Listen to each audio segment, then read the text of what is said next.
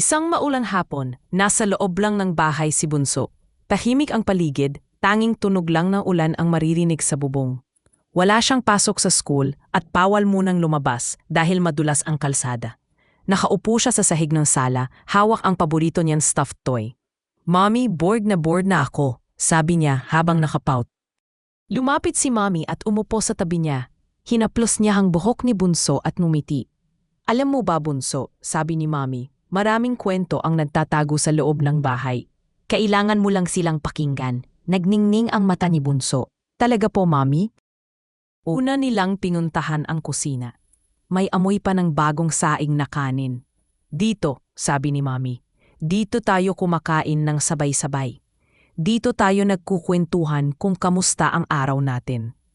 Naisip ni Bunso ang tawa nila ni Daddy tuwing hapunan. "Dito rin po ako minsang natutong maghugas ng pinggan," sabi niya, proud. Sunod silang pumunta sa sala. Nandoon ang TV, mga laruan at ang lumang sofa. Sa sala, paliwanag ni Mommy. "Dito tayo naglalaro, nanonood ng cartoons at minsan nagkukwentuhan bago matulog." Tumawa si Bunso.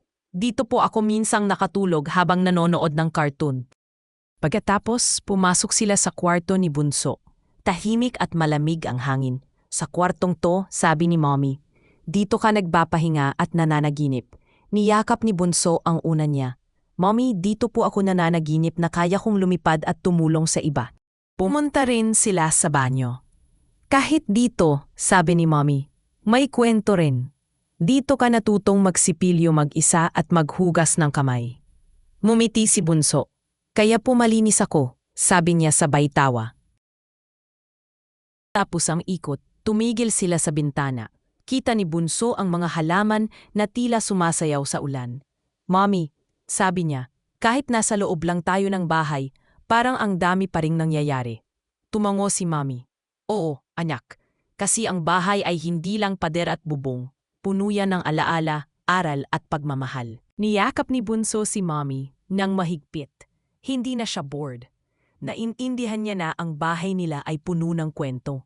Kwento ng pamilya, saya at pagmamahal. At sa bawat ulan, alam niyang may bagong kwento na namang isisilang sa loob ng kanilang tahanan.